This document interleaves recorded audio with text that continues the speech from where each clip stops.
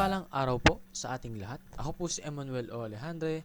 Ito po ang aking daily devotion ngayong June 8. And for today, ating pag-uusapan kung nasan na ngayon ang mga namatay na or the intermediate state na makikita natin sa Philippians chapter 1 verses 23 na nagsasabing, I am hard-pressed between the two.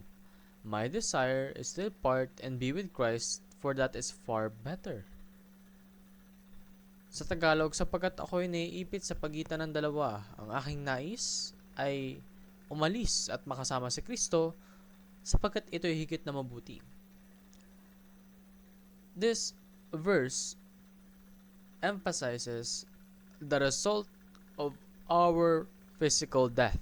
Kasi once a believer of Christ has experienced physical death, magkakaroon siya ng contact with Christ Himself. Kumbaga, yung kanyang kaluluwa ay mapupunta sa kingdom of God in the heaven. At siya'y makakapiling ni Kristo magpakilanpaman. That is why believers who die immediately live with Christ. Wala pong waiting time, walang lobby, no? Walang reception, walang lista-lista. As long as you are a believer of God, you have been following Him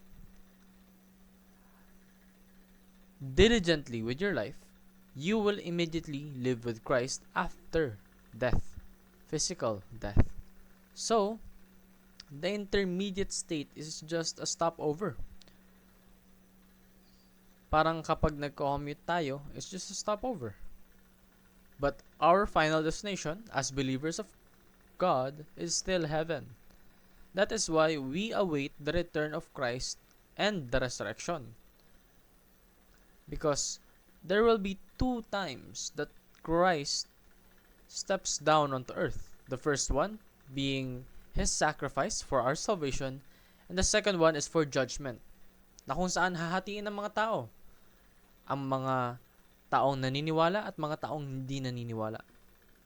So we, as His believers, should face death without fear, but with excitement. Huwag po tayong matatakot sa physical death, because what happens after physical death is very glorifying.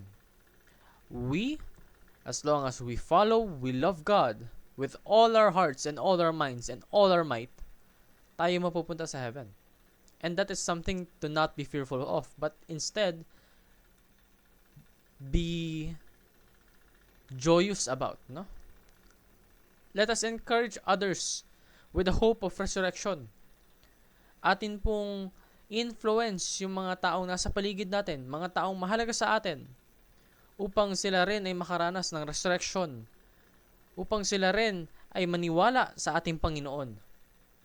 And let us live now in light of eternity with Christ. Mabuhay ka with that in mind, na pagka ranas mo ng physical death, you will not suffer. In fact, you will be delighted because you will be in the presence of God. Yun lamang po ang aking daily devotion. Maraming salamat sa pakikinig. Pagpalain po tayong lahat. And let us all give glory to God.